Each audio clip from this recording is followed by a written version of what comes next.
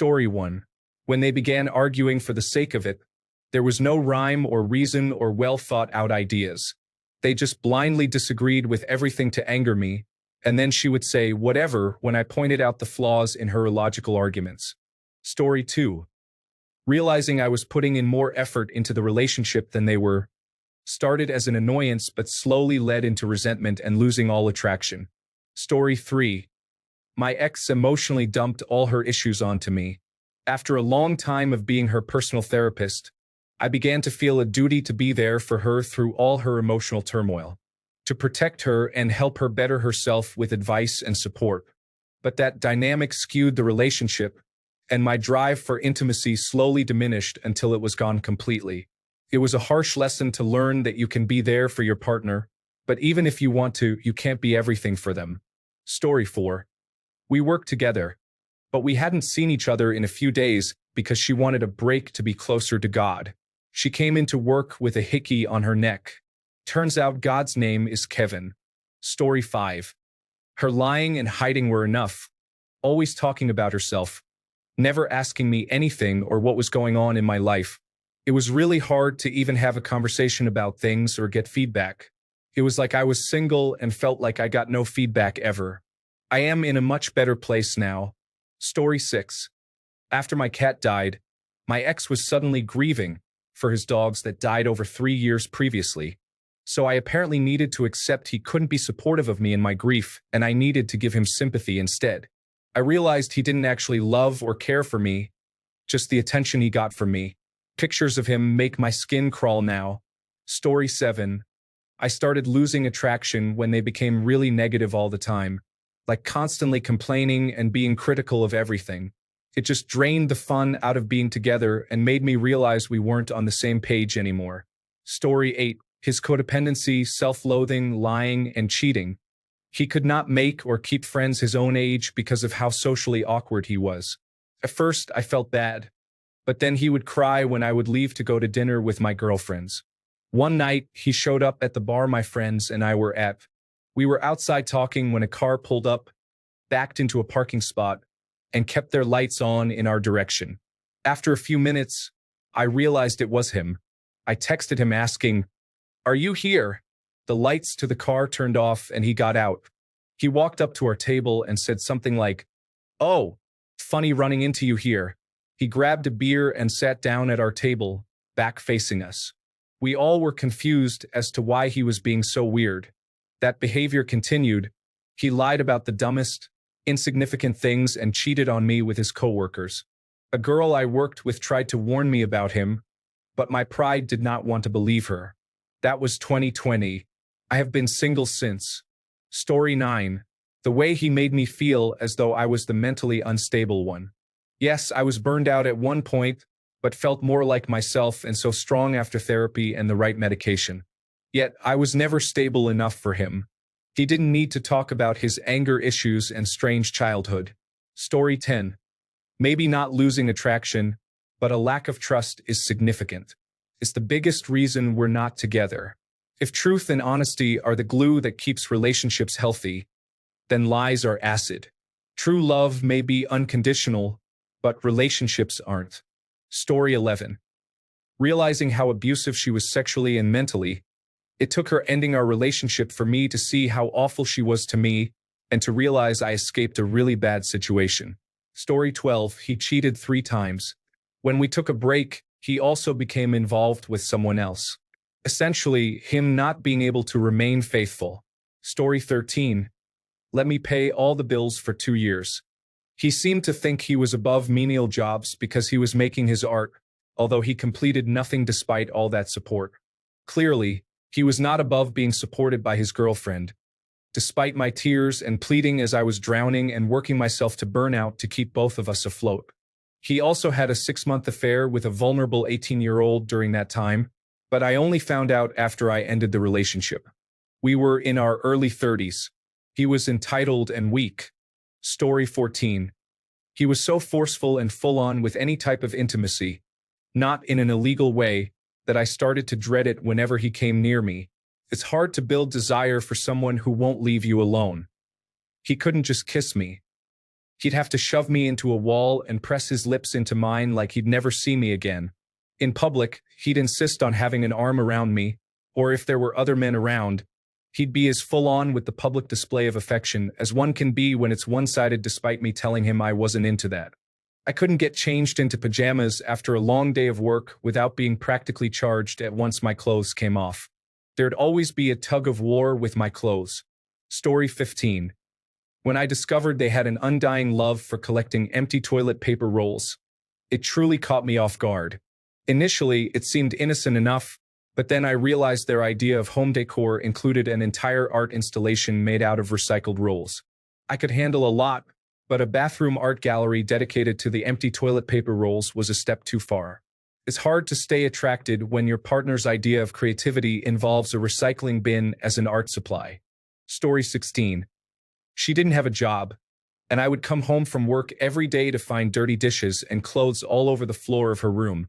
She lay there, disconnected from me on her phone, leaving me to clean everything and take care of her child. She never wanted to go anywhere or do anything with me. She just always wanted me to pay for her things and do everything for her. Story 17. When I found out my ex-husband cheated on me with his best friend's girlfriend, I immediately went from being someone I loved to the point of my own destruction to someone who made my skin crawl, and I couldn't look at. Story 18.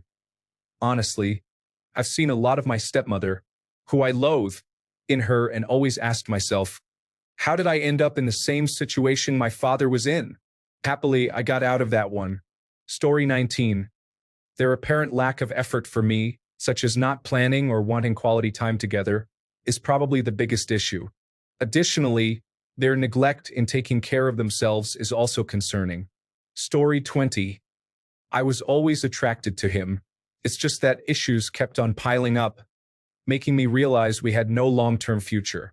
I was wasting my time by staying in a relationship with him. Story 21.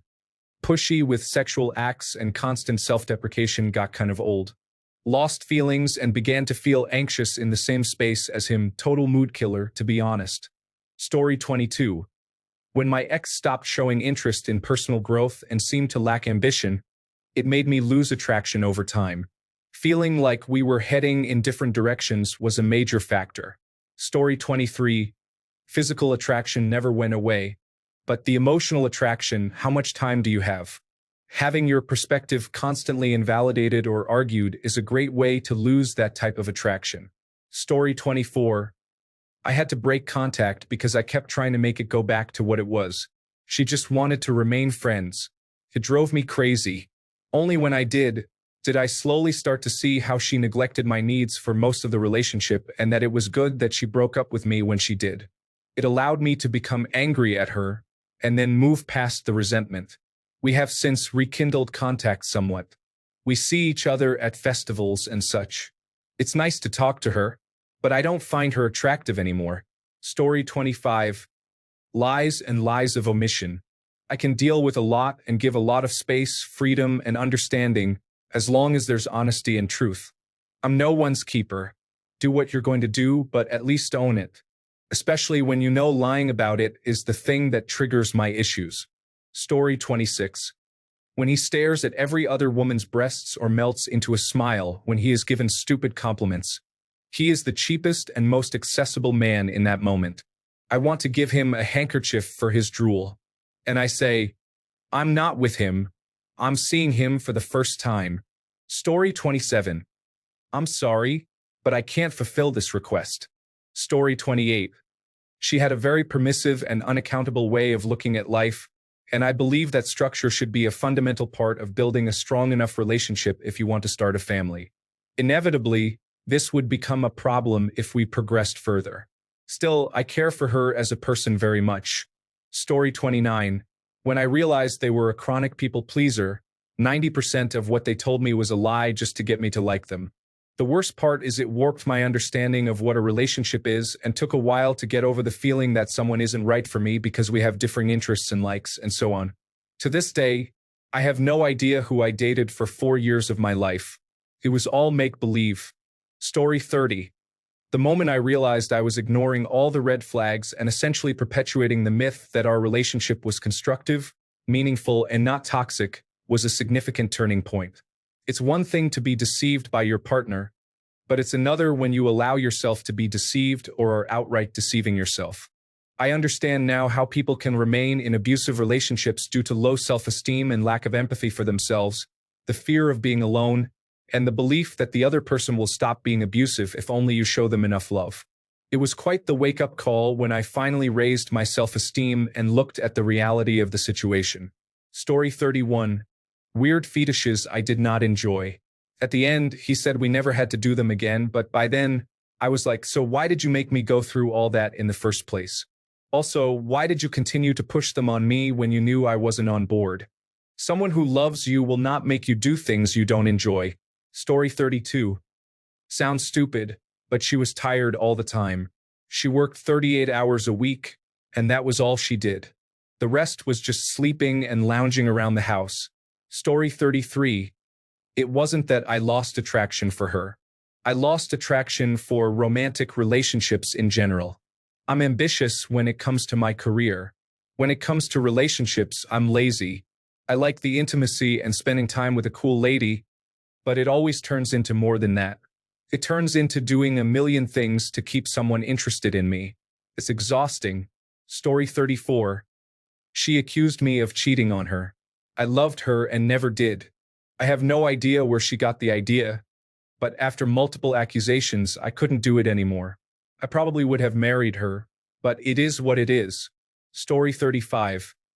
If you ever got pregnant, you would have to abort it or I would leave you. Paraphrased. But that is not the kind of thing you say to someone you claim to love. It was like a light switch instantly flicked off any feelings I ever had for him. Joke's on him, I am probably sterile. Story 36. She was lazy, inconsiderate, selfish. Probably one of the worst people I have dealt with as a significant other. She would complain that I worked too much and all these other issues. She was legitimately living off her mother's social security check for her gas money and insurance. Story 37. She thought she was so attractive that she didn't have to put effort into sex.